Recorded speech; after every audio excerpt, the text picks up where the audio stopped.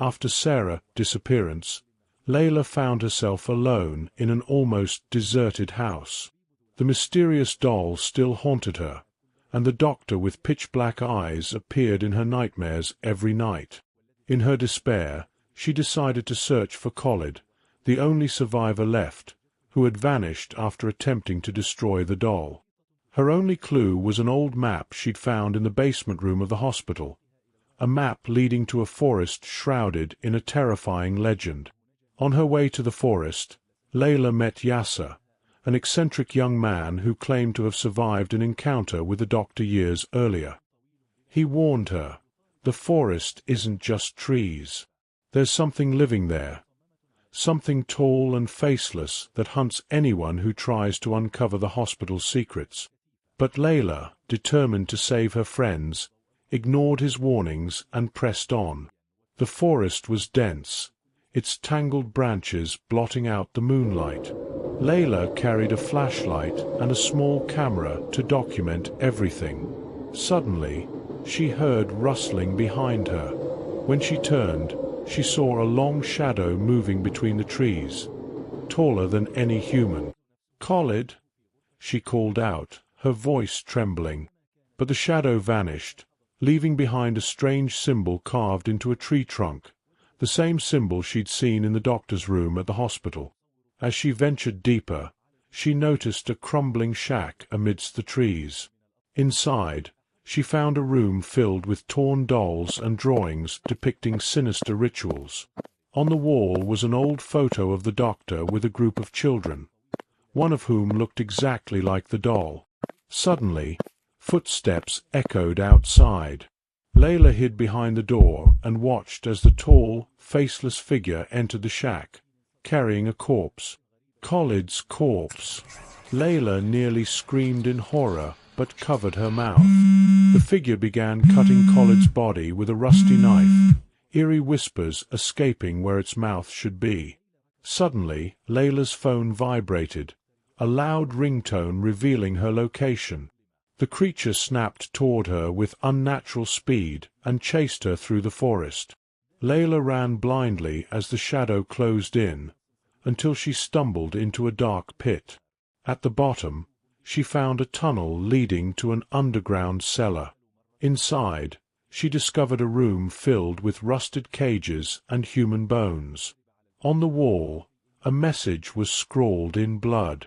"Experiment number 12. Failed again, but I will revive her soon." Layla realized the doctor had been experimenting on humans to resurrect something, or someone. Before she could escape, she heard a familiar laugh, the doll's laugh. When she turned, the doll sat on a shelf with a note, "You're next." Suddenly, her flashlight died, and two black eyes glowed in the darkness. The doctor's eyes. Layla screamed, and the feed cut out. Layla's camera was found a week later in the forest, but her body was never recovered. The final recording shows a tall shadow carrying something doll-like into the forest's depths. Disappearance. Darkness swallowed all hope of finding survivors. But elsewhere, an unexpected new figure emerged. Nora, Layla's cousin, who moved to a city apartment after hearing of her cousin's fate. Little did she know, this move would begin her own nightmare, as she discovered the mysterious neighbor across the hall was no mere legend. Nora, to herself, "I just need peace. Away from all these horror stories about Layla." While unpacking boxes, she noticed the window of the apartment across the alley was dark, yet she felt eyes watching her through the curtains. When she asked neighbors, they said, "That apartment's been empty for 10 years, the site of a gruesome murder." Nora, sitting in her room at night, hearing a faint knock. "Who's there?" No answer. When she opened the door, a small doll lay on the floor, identical to the one that vanished with Layla.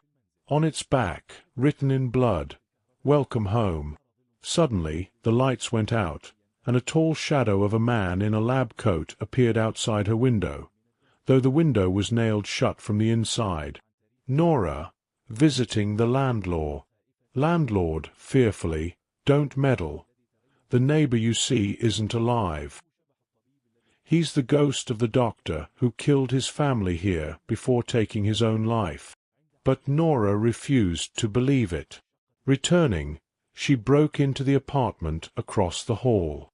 Inside, she found walls covered in photos of missing children, medical documents, and Layla's name on a list of victims. Nora, midnight, hearing footsteps outside her door. Peering through the peephole, she saw the doctor. His eyes black, skin corpse-pale.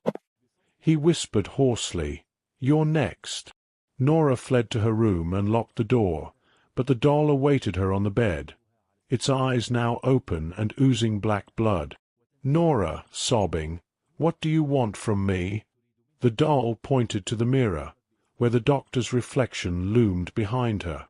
Nora escaped the apartment, only to find herself in the abandoned St. Mary's Hospital. The halls felt familiar, same rusted doors, same rotting stench. She heard Layla's friends calling, "Join us." In the end, she reached an old operating room, where the doctor awaited with a twisted grin. "Doctor," mechanically, "experiment number 13 will succeed this time. Your body is perfect to revive my daughter." The camera shows Nora strapped to an operating table as the doctor raises a rusty scalpel. Suddenly, Layla entered the room, her eyes black, clutching the doll. She'd become one of his successful experiments. "Layla," dual voices, "don't resist. It will be beautiful." The feed cut to a message. Continue the story in the next episode. The final ritual. Epilogue.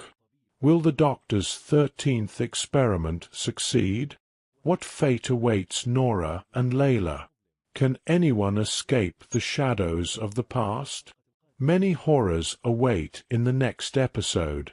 Don't forget to subscribe.